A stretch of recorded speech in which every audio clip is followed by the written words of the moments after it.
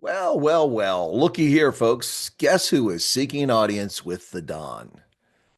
Ramaphosa speaks to Elon Musk about misinformation after Trump attack.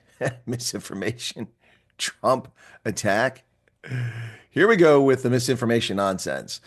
Welcome back once again. This is Chris Report, and he assured me that St. Simon's down in Boulders. Folks, this is Chris Wyatt reporting from South Africa.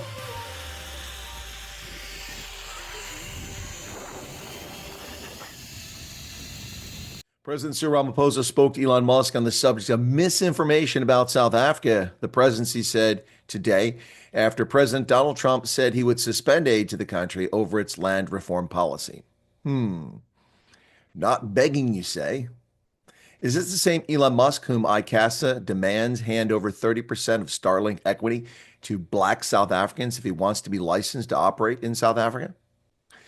That would be a race-based law applied to foreign direct investment, would it not?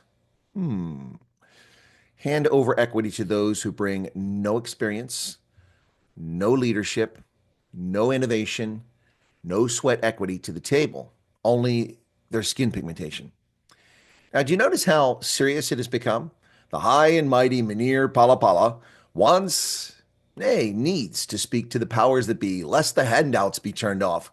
All the bluster about we don't need the U.S. seems so overstated now, no? Pride is a funny thing, but arrogance is often one's undoing, especially for politicians. The subject of misinformation about South Africa. I'm sorry. Is it false that the African National Congress has instituted more race-based laws than the apartheid regime did? Why? What happened to Rainbow Nation? Is it false that the African National Congress disbanded over 170 commando regiments, stripping rural South Africa of what little security it once had? Is it false that the president is involved in a money laundering scheme that Parliament fraudulently claimed he was innocent of? When in reality, all that Parliament did was clear him of ethics charges in Parliament, not criminal charges. Is it false that the deputy president, despite having no possible means to afford it, has access to multi-million-dollar private homes in the Western Cape and in Gauteng? Is it false that the musical chair's Minister of Human Settlements cannot account for spending wildly beyond her means? I mean, I could continue in this vein about pervasive corruption and kleptocratic behavior, but let's shift back.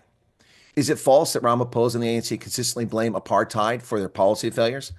Only the majority of South Africans were born after apartheid ended and have only ever known 31 years of ANC rule. Is this a government of race-based revenge, a machine intent on destroying or obliterating people based on skin color? Now, I've never really believed that story, but one has to begin to wonder at this point. It's a fair question, since anytime the ANC is challenged, it reverts to the apartheid storyline, and it's not alone. The same holds true for political parties representing over 70% of the votes in Parliament. So what happened to reconciliation? The so-called Rainbow Nation? Was it all just a farce? Is it false that minority South Africans are denied access to government tenders, to jobs, entry into university with the same requirements as black South Africans? No, they have to have higher qualifications. Is it false that over 74,000 land claims were settled by the government, this very same government, over 2 decades ago? No, that's a factual statement. So why is the expropriation without compensation law necessary?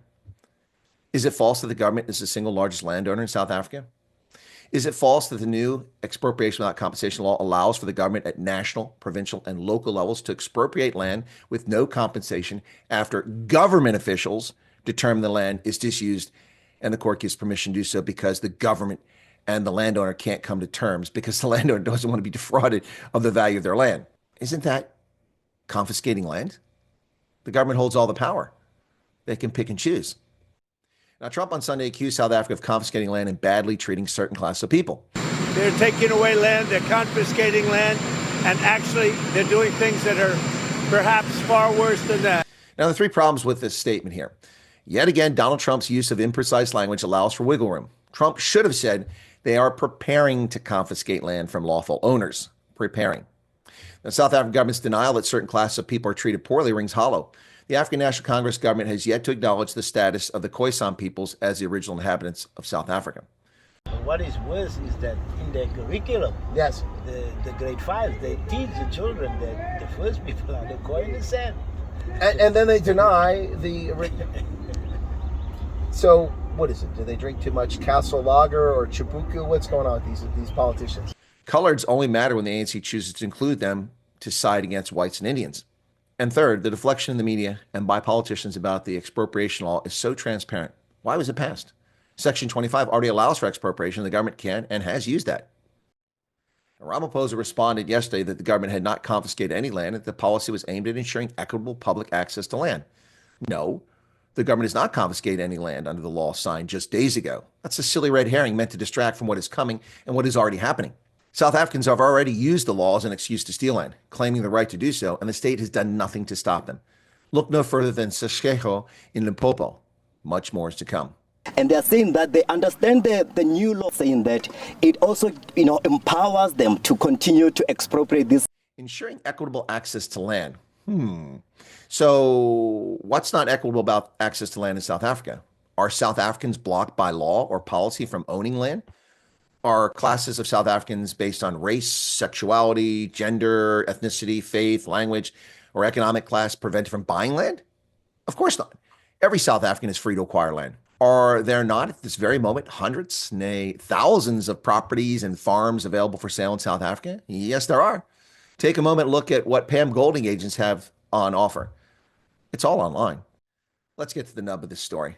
The ANC intentionally denies black South Africans land tenure, locking away tens of billions of dollars of land, keeping it in their hands, denying poor South Africans equity and collateral to improve their lives. What am I referring to? RDP houses. If the ANC really cared about land and poverty, it would issue title deeds to every RDP house and free up billions of dollars of capital. But they do not want that. They want perpetually dependent, poor, illiterate voters.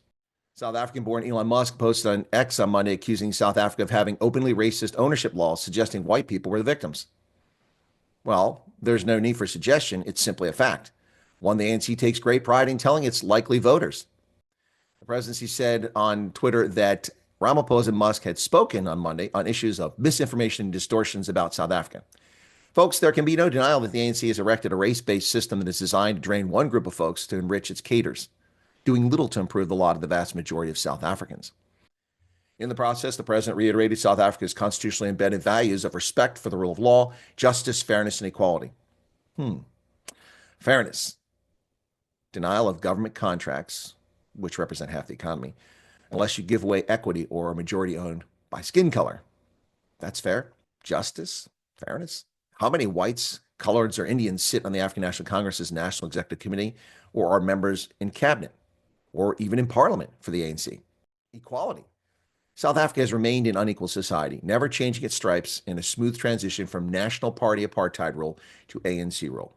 The only constant is that the country's 8 million coloreds are equally neglected, insulted, mistreated under every government. Perhaps that's the equality that he speaks of. What say you, South Africa? Cheers.